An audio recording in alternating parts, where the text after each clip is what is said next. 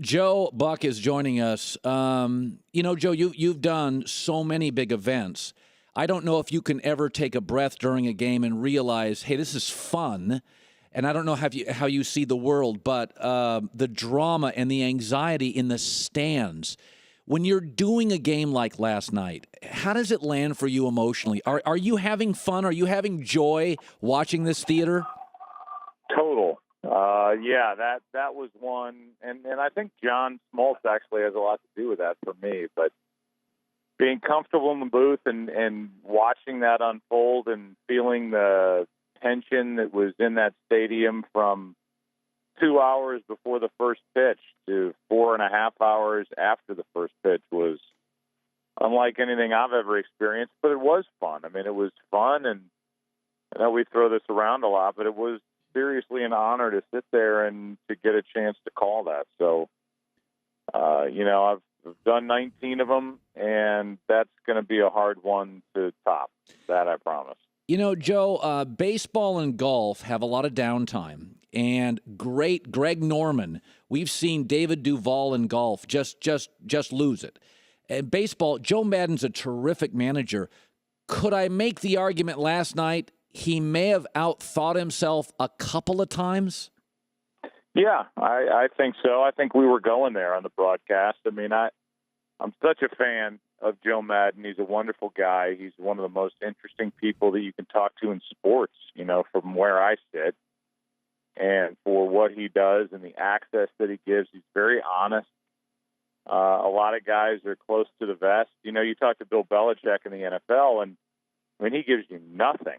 He basically won't even tell you what time they're going to kick off, let alone what they're going to do in the game. So, and that's his right. I don't begrudge him that, but you sit in with Joe Maddon, and he gives you everything he's got, and he doesn't hold anything back. He's very smart the way he looks at the game. I thought in Game 6, I thought in Game 7, and we talked about it last night, that he went too quick to get Arrieta 2 nights ago, and he went too quick last night to get Hendricks. I thought Hendricks had a chance of pitching, 7-8 innings the way he was working, but he didn't get the opportunity. And then what that does is it sets the timer, and it starts the dominoes falling. And now you have more Lester and more Chapman. Yep. Those are the only guys he trusted. Montgomery to a certain degree, Edwards a little bit.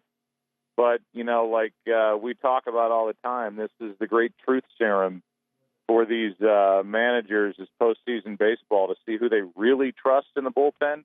And the answer for Joe Maddon was not many. And because of that, I thought he should have stayed with the starters longer.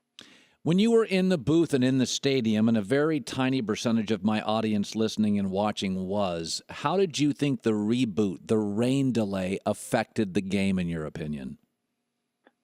I don't know. I mean, I heard everybody comment about that. I wasn't down there, so if it was this great 17-minute reset, then Mother Nature, I guess, wanted to see the Cubs win. But I have a tough time believing it just didn't have more to do with the 2, 3, and 4 batters coming up, and that portion of the lineup being absolutely red hot over the last 2.5 games, and they got it done. Schwarber's an unbelievable story. I took a lot of heat after the first go. Well, a lot of heat. I mean, typical heat in the postseason from people in Cleveland saying Joe Buck's in love with Kyle Schwarber because he talks about him too much. This guy blew 2 ligaments in his knee in April, thought he was done, and worked his way back behind the scenes. Wasn't even talked about in the first 2 rounds of the postseason until you get to the World Series. And the guy had 3 hits last night. And started the game-winning rally. And, that's why they won. I mean, 17 minutes and a rah-rah speech from Jason Hayward, that's nice, but I think the talent won. And the right guys were coming up against a guy who's had a lot of work this postseason himself, and Brian Shaw. The Astros, I think, could have drafted Chris Bryant. There was trades to get some of these players. Theo Epstein has done it twice now. In your conversations with Theo Epstein, is there a secret sauce, or is he just a Yaley and a smart guy that makes good decisions and outworks people? Because you get conversations with him that others don't. What makes Theo Theo? He's pretty quiet around me, and around us. I remember him back with the Red Sox. I would say he was a real hands-on GM then with Terry Francona. If Manny Ramirez, was being Manny Ramirez, and we were in the office with Terry Francona the next day, Theo was sitting there, and I think made sure that he was a part of the conversation, or at least listening to it, because Terry's the same way I talked about Joe Maddon. These were the two best guys you could talk to in baseball, and now with Chicago, I think what he's done is he's built up enough equity to be able to go into Chicago and go, okay, look, I know you haven't won since 1908. I've got a plan, but you're going to have to bear with me, and you're going to have to let me build this. And because he was Theo, I think people believed him, and the plan actually worked. So, yeah, he got young. He avoided the big, dumb contract that a lot of organizations just can't seem to avoid. He made smart trades. They scouted well, and it all came together. When Joe Maddon popped free, I think the timeline moved up a year. They signed John Lester. They were good last year, and they were the best team in baseball this year. And finally, I went online and saw some pictures afterwards. There was a fairly hearty number of Cub fans. I was sort of surprised that stuck around after the game. 10,000 maybe? Is that a decent guess? Yeah, I would say at least. And, the other part of it is, I would say 25 minutes after the last pitch, it was a downpour. And, to the point where it kept going. I don't know that we could have finished had that game not ended in the 10th, which would have been crazy. We would be there today, and I'm sure they would have stuck around till tonight to maybe play one inning.